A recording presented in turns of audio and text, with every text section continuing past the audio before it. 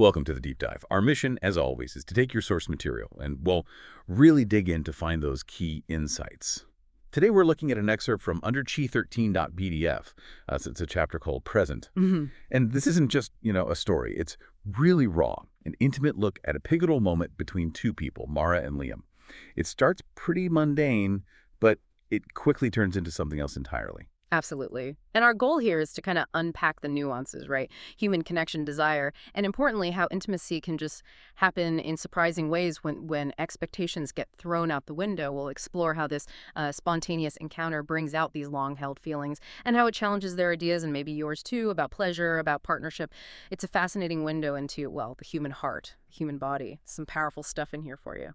Okay, let's dive in. So the scene opens, and Mara's just cleaning her kitchen, doing dishes. Her mind's on moving, but also, lingering thoughts about Liam, this ongoing pining, as the text says. She's even counting his forks in the sink, which kind of hints at this comfortable shared life they have, but maybe one that hasn't been fully defined yet. And then, just like that, he's there, standing right behind me on purpose and pressing me into the counter. Wow. Talk about a shift from zero to, well, not zero, but from mundane to intense instantly. Right, and that suddenness is key. The detail about Liam turning off the water, that brings this immediate silence. It's like the outside world just vanishes, poof. Yeah. And all that's left is them. And that shared breathing, same rhythm, same air. That's such a powerful, almost primal sign of connection, isn't it? Definitely. It establishes this intense intimacy before they've really even processed it. It just shows how our instincts can take over, how nonverbal cues, that closeness, can communicate so much, so fast. And Mara feels that primal force, absolutely.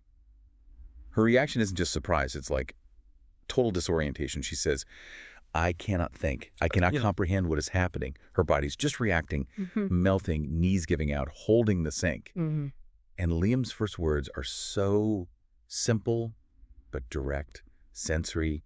You smell so good, Mara. And later, as he touches her, you are so soft. It's like he's bypassing her brain entirely. Which brings up a really interesting point, doesn't it? How much of our deep desires, our feelings, are actually communicated non-verbally, through touch, scent, just being close, long before words come into play. Mara's physical response, the knees buckling, the whimpering, it shows this powerful instinctual pull. Right. Her body is just responding. Even while her mind is trying to figure it all out, it's like the body knows what it wants before the conscious mind does. Yeah, definitely. And as Liam's touch becomes more intimate, his hand under her shirt brushing her breast, her throat, Mara's whole idea of sex gets turned on its head. She thinks of it as, awkward fumbling, pulling off clothes, negotiating positions, like it's planned, maybe a bit clumsy. Right, self-conscious. But this is from 0 to 1,000,000, she says. Yeah. It's raw, unplanned, almost feral. It changes everything for her. And if we look at the bigger picture, this just completely shatters those preconceived scripts we have for intimacy. Oh, scripts, yeah. The unwritten rules about how things are supposed to go. For Mara, it's not just physical arousal. It's a total rewrite of what desire can even feel like. That moment where she realizes she's wet. Not yet, but then I realize that I am. It just highlights the body's autonomous response, It's undeniable. It bypasses all her expectations. Her body just knows. Total physical surrender. But then Liam throws a curveball, doesn't he? He brings up something she apparently said before. He asks, is this how you wanted it? And then says, you said you wanted to be fucked. Hard and fast. And the kicker is, Mara's like, did I say that?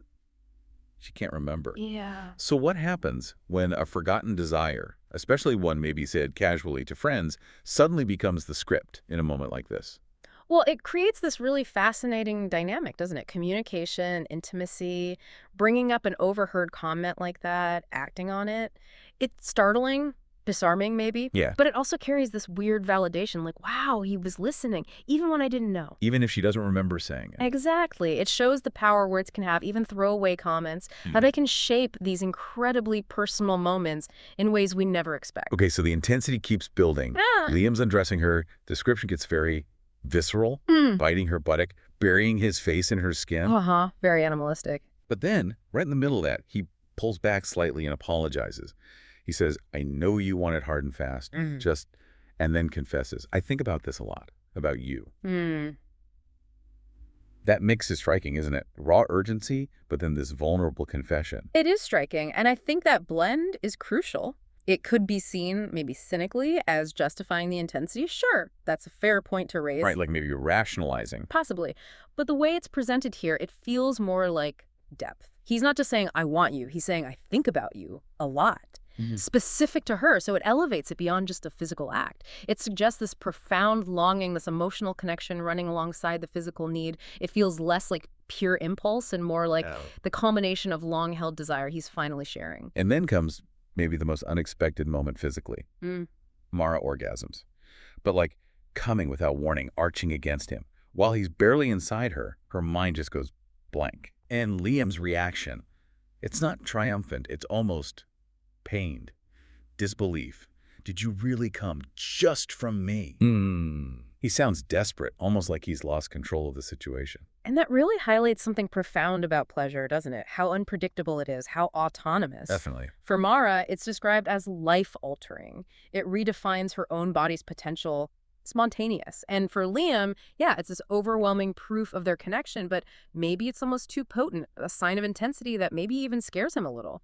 Would be. But it shows how intimacy can just surge past any plan, any expectation, and hit you with this incredible emotional force. So after that, Liam asks to take her to bed. But he promises Joel to keep it fast, still referencing that earlier comment. He's still holding on to that idea. And Mara, she has this internal debate, right? Is he going to wreck me, ruin me, destroy me? Big words. Serious reservations. But she says yes anyway. She admits she doesn't really have a choice because she wants to say yes. She gives into it. What does that decision, moving to the bed despite those fears, tell us? About desire, maybe trust. I think it speaks volumes. It shows the sheer force of her desire, overcoming these really significant fears, and maybe, yeah, a kind of burgeoning trust in him, or at least in the connection itself. A leap of faith. Exactly, a leap into something deeper, moving from that spontaneous kitchen thing to a more deliberate space. Even if it's still emotionally charged, it just shows how powerful desire can be, right? Sometimes it pulls you forward even when your logical mind is screaming warnings. You just step into it knowing it might change everything. Yeah. So in the bed, things get even deeper. Liam performs oral sex on her, the text says, for more than 10 minutes. Multiple orgasms for Mara. And then he says, thank you, which is quite something. Gratitude. But then he asks, circling back again, why do you want it to be fast? Ah, here it comes. And this is where it's revealed. He actually overheard her talking to her friends, telling them she wanted him to do what I wanted you to do. And she's mortified, totally exposed. Yeah, and that brings back that theme of communication, perception, misinterpretation. How words travel? Exactly. How something you say casually to friends can land completely differently when it's heard by someone else, especially him. It creates this tension, doesn't it, between what she might have idly wished for and what he understood her to want. And that feeling of mortification, having your private thoughts laid bare, that's so relatable, so human. Makes you think twice about what you say, even when you think no one's listening, eh? Okay, but the conversation shifts again. Condoms. Or lack thereof. Liam admits he doesn't have any. Fine. But then he drops this bombshell, I don't have sex, Mara, and follows it up with, I don't like sex. Right, after everything that just happened, it completely changes the context. It's a massive challenge to our assumptions, isn't it, about what physical intimacy means, about what sex is. But he clarifies, right? He says maybe he doesn't like sex in general, like as a generic act, but his desire for Mara is specific, deep. He lists things he likes about her, not just physical things, talking to her, watching her yoga, her scent, her kindness. All these personal details. Exactly, and then concludes with this incredible honesty. I really, really like the idea of fucking you. Yeah. He reframes the whole thing. It's not about the act for him. It's about her. It's personal. It completely reframes it. Yeah. It tells her and tells us, the listener, that this isn't about some generic need for him. It's intensely focused on Mara, their connection, his specific feelings for her.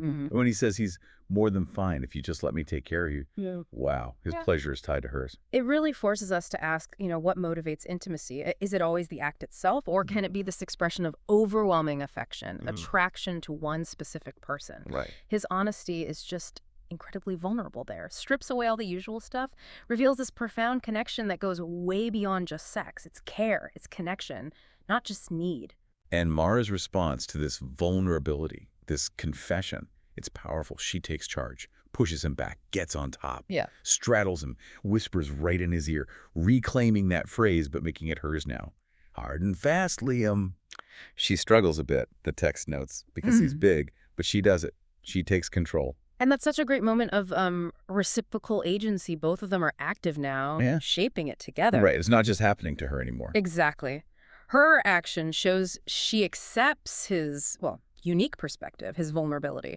But it's also her fully owning and pursuing that hard and fast experience she talked about.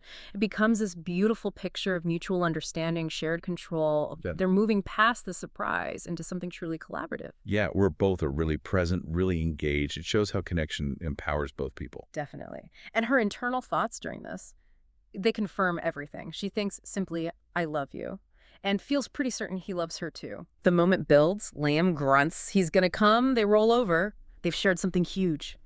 Forged through honesty, mutual desire. So looking at the bigger picture here, it really shows how vulnerability, how honest communication, even if it starts out messy, like being overheard, Right, misinterpreted even. it can lead to something much deeper, more fulfilling than maybe they expected. It's a real testament to shedding those preconceived ideas, right? Letting yourself be truly seen, truly understood, even the awkward, maybe embarrassing desires. That profound connection often needs that bravery from both people. Wow, what a deep dive that was.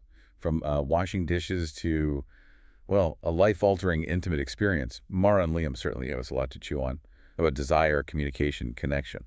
They really did.